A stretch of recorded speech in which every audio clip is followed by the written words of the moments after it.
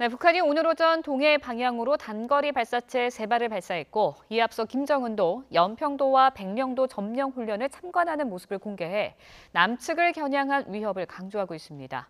이와 관련된 이야기 왕선택 통일외교 전문기자와 함께 나눠보도록 하겠습니다. 안녕하세요. 안녕하세요. 네.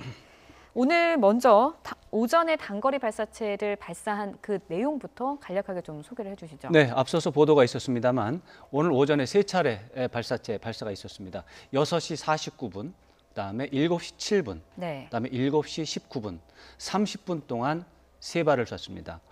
발사 지점 원산 근처 기대령입니다. 여기 미사일 기지가 있는 곳이고요. 3발 중에서 1번 발사체와 3번 발사체는 약 250km를 동북쪽으로 비행한 다음에 폭발했다라는 것이고 네. 두 번째 발사체는 발사 직후에 폭발했다. 이런 점이 특징적이고요. 이제 발사체 종류가 좀 문제가 좀 있는데 우리 정부는 방사포로 추정하고 있고 또 미국에서는 탄도미사일로 추정하고 있고 이 부분은 앞으로 좀 정리가 좀 필요한 부분이 되겠습니다. 네, 북한이 이렇게 이번에 단거리 발사체를 발사한 의도 뭐라고 보십니까? 네, 여러 가지가 있는데 당연히 지금 을지 프리덤 가디언 훈련 기간입니다. 훈련 기간이기 때문에 네. 여기에 대해서 반발하는 의미 아니면 맞대응하는 훈련 이런 것으로 충분히 볼 수가 있고요. 네. 그런데 이게 방사포라면 그 방사포의 사거리가 네. 원래 제일 길은 게 200km입니다. 근데 250km 나갔다고 하지 않습니까? 예. 50km가 더 나간 거예요. 이것은 방사포라면 신형일 것이다. 신형이면 실험하는 거다. 이렇게 예상할 수가 있죠. 네. 그다음에 어쨌든 간에 방사포라는 무기 자체는 북한에서 텔레비전에 이제 보여줄 때는 언제나 남한을 위협할 때 쓰는 수단입니다. 그래서 방사포라고 하는 거 특히 300mm 구경이라면 이것은 서울은 물론 수원, 오산, 충남의 계룡대를 네. 공격할 수 있다라는 점을 이 메시지를 전할 때 보여주는 그런 무기가 방사포입니다. 그렇기 때문에 어쨌거나 남쪽을 위협하기 위한 그런 행동이 있을 수 있다 이렇게 볼 수도 있고. 네. 이제 김정은이 어제 연평도와 백령도 그 훈련을 참관을 했다고 하는데 이것까지 같이 묶어서 생각을 한다면 당연히 이것은 남쪽을 위협하기 위한 선전전으로 보는 게 현재로서는 가장 적합할 것 같습니다. 네, 앞서도 좀 짚어주셨지만 북한이 발사한 발사체 종류를 놓고 네. 우리나라와 미국의 판단이 다릅니다. 네. 우리나라에서는 뭐 개발된 신형된 방사포라 개발을 진행 중인 예, 네. 방사포라는 이야기가 있고 네. 미국에서는 탄도미사일이다라는 이야기를 하는데 네. 어떤 점이 이게 다른 건가요? 이제 방사포와 탄도미사일 이제 다르죠. 이제 탄도미사일은 좀 더 큰 거를 말하죠. 스커드 미사일, 노동 미사일 이런 걸 우리가 이제 탄도미사일이라고 얘기를 하는데 방사포 중에서도 큰 게 있고 작은 게 있습니다. 큰 거는 또 탄도미사일에 들어가기도 해요. 네. 그래서 어떻게 보면은 같은 말이기도 합니다. 다시 네. 말해서 방사포에 여러 가지 종류가 있는데 제일 작은 방사포가 122mm짜리가 있습니다. 네. 그다음 중간이 240mm짜리가 있습니다. 이게 발사관의 크기를 얘기하는 거거든요. 이게 다 300mm짜리가 있습니다. 이렇게 세 가지 종류가 있는데 그 중에서 300mm짜리는 탄도 미사일로 분류하고 있습니다. 네. 그렇기 때문에 이렇게 본다면 미국과 한국의 판단이 완전히 충돌하는 것은 아닐 수가 있습니다. 근데 이제 방사포 중에서도 300mm가 아닐 수도 있고 네. 방사포 중에서 더 큰 것이 있을 수도 있고 그것이 이제 현재로서는 명확하지 않으니까 좀 앞으로 좀 정리가 되면 좋겠다 이렇게 생각을 하는 거고요. 네. 그다음에 이제 방사포와 탄도미사일이 다른 문제가 뭐냐면 네. 도발이냐 아니냐를 규정하는 또 근거가 됩니다. 북한에서 미사일을 쏘면 우리가 도발이라고 하죠. 네. 도발인데 탄도미사일을 쏠 때 도발입니다. 탄도미사일이 아니고 순항미사일을 쐈다. 네. 이거 도발 아닙니다. 도발의 내용은 미사일을 쏜 것 자체가 아니라 유엔 안보리 결의에서 금지된 내용을 할 때 도발이라고 하는 거거든요. 근데 탄도미사일을 금지한 겁니다. 그래서 순항미사일은 500km를 쏘든 심지어 1000km짜리를 쏴도 그것은 도발이라고 하지 않습니다. 마찬가지로 방사포의 경우도 122mm나 240mm는 말할 것도 없이 도발이 아닙니다. 그것은 그냥 일상적인 군사 훈련에 해당합니다. 네. 근데 이제 300km의 경우는 300mm 방사포, 대구경 방사포 이것이라면 미사일로 볼 수도 있고 방사포로 볼 수도 있고 이렇게 되면은 도발로 규정할 수도 있고 도발이 아닌 것으로 규정할 수 있기 때문에 이 부분에 대해서 정리가 좀 필요한 것이죠. 방사포인데 300mm냐 아니냐. 네. 또 300mm 이상이냐 아니냐 이런 것에 대해서 규정이 돼야 정확하게 도발이다 아니다에 대한 규정을 할 수가 있고 도발이 아닌데 도발로 간주하고 막 얘기를 하면 나중에 이제 발걸음이 좀 흔들리겠죠. 네. 그런 차원에서 지금 좀 더 정보를 지켜봐야 됩니다. 네, 좀 지켜봐야 될 것 같고요. 그런데요, 미국의 반응을 보면요, 탄도미사일을 발사했다라고 발표를 했지만 네. 굉장히 침착한 모습을 보이거든요. 그러면서 북한이 이런 미사일 발사가 위협이 되지 않는다라고도 밝히기도 했습니다. 네. 어떤 의도고 배경이 무엇에서 이렇게 나오는 거라고 생각하십니까? 기본적으로 미국은 중장거리 이상, 네. 장거리 미사일, 뭐 중장거리라고 하면은 뭐 3,000km, 사거리 3,000km 이상을 얘기하고요. 장거리 미사일은 뭐 요즘에 ICBM이라고 얘기를 많이 했지만 5,500km 사거리 이상이라고 하면 장거리로 분류를 합니다. 네. 이런 미사일에 대해서는 민감하게 반응해 왔습니다. 그렇지만 이제 그 3,000km 이하 뭐 단거리 미사일이다 이런 경우에는 지금까지 미국은 장거리 미사일과는 좀 반응에서 차이가 좀 있었습니다. 네. 그렇기 때문에 기존에 미국이 보여온 반응 패턴과 크게 다르지는 않다 이렇게 일단 말씀을 드릴 수 있고요. 동시에 이제 북한과 미국이 지금 물밑에서 접촉을 하는 분위기가 있습니다. 네. 그런 것이 혹시 반영이 되지 않았을까 이렇게 추정을 할 수가 있습니다. 알다시피 미국의 대통령, 국무장관 최근 들어서 북한에 대해서 네. 굉장히 온건한 네. 발언들을 많이 하고 있어요. 북한도 역시 관포위 사격을 보류하고 네. 그 이후에 연합 군사훈련, 한미 연합 군사훈련에 대한 반응도 평시 예년보다는 수위가 좀 낮습니다. 네. 반발의 수위.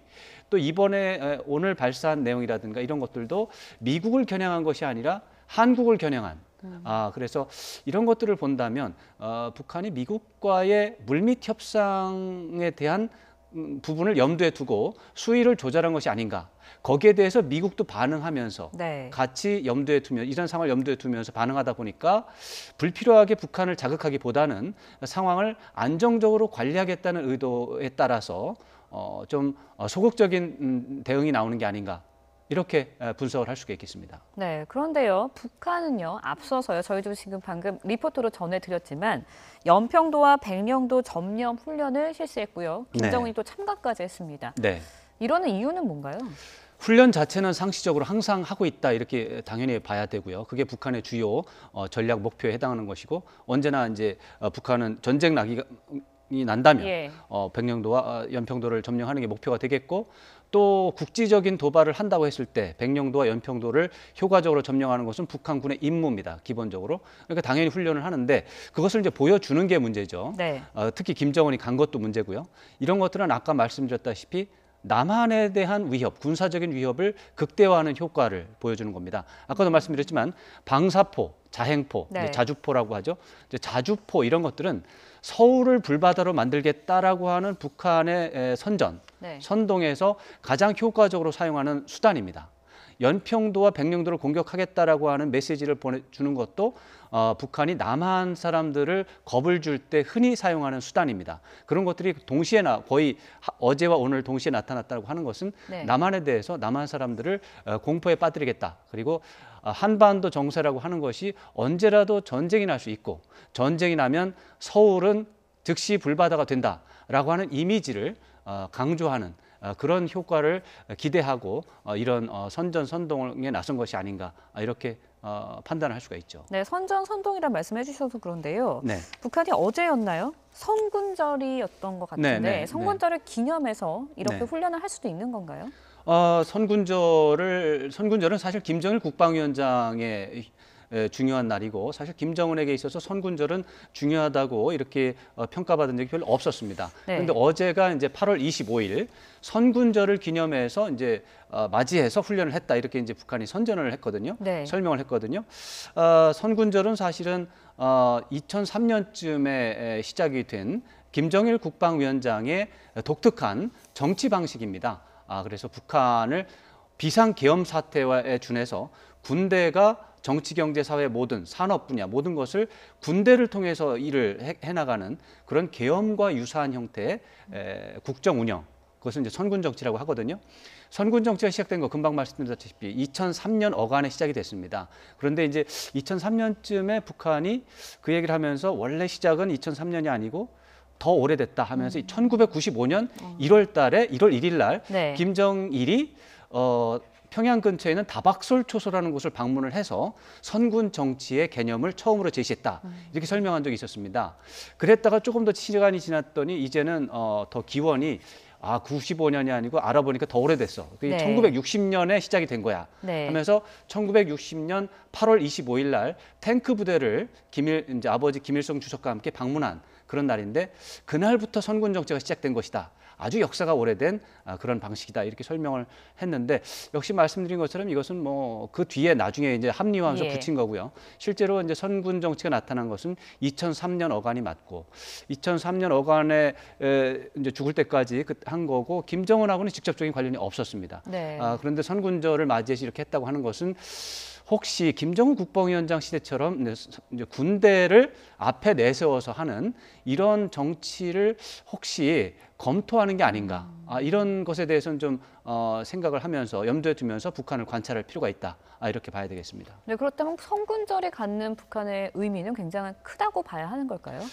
지금 맥락에서 약간 이상한 부분입니다. 왜냐하면 김정일 네. 국방위원장 때는 94년도에 7월 달에 김일성이 사망을 하고 네. 김정일이 갑자기 이제 북한을 통치하게 됐어요. 네. 그때 중국과 수교도 끊어졌고 이제 중국과의 관계도 나빠졌고 소련과의 관계도 나빠졌고 경제는 피폐해지고 사람은 300만 명이 굶어 죽는 그야말로 있어 본 적이 없던 엄청난 이제 위기 속에서 김정일이 이제 국정을 시작을 한 거죠. 예. 그때 그런 위기를 해결하기 위한 게 선군 정치고 그래서 군인들을 정치의 전면에 내세워서 이제 한 20년 동안 통치를 한 거거든요. 근데 김정은이 지난 2011년에 등장한 이후부터는 정치가 안정이 됐다. 군인들은 뒤로 물러나도 된다. 이제는 당이 앞장서서 북한을 운영해도 된다. 그래서 네. 북한 공산주의 통치 방식의 정상적인 형태, 노동당이 앞서는 정치로 이동을 하고 있었거든요. 네. 근데 선군절을 이번에 다시 강조하는 것은 비상시기에 준하는 그런 인식으로 돌아간 게 아니냐. 이런 분석을 할 수가 있기 때문에 선군절을 강조한 이번 북한의 설명은 주의 깊게 볼 필요가 있다. 북한이 그야말로 김정일 시대와 마찬가지로 선군 정치가 필요한 게 아니냐라는 정도로 위기 상황으로 볼 수가 있는 그런 지표가 될 수가 있습니다. 네, 뭐 마지막으로요. 네. 북한이 이제 도발을 했지만요. 네. 북한의 도발 내용을 보면 수위가 그렇게 높지 않은 것 같고요. 네. 미국의 또 대응 방안을 보면 네. 굉장히 좀 수위 조절을 한다. 맞습니다. 굉장히 침착하거든요. 네. 대화 국면을 이어가고 있다라고 봐도 되는 건가요? 저는 개인적으로 그렇게 생각하고 있습니다. 지금 한반도 정세 지난 4월 6일, 7일 미국과 중국의 정상이 플로리다 마랄라고 해서 정상회담을 한 뒤에 네. 시진핑 주석이 북한에 대해서 압박과 설득을 병행하면서 북한에 대한 비핵화를 추진하는 그런 양상입니다.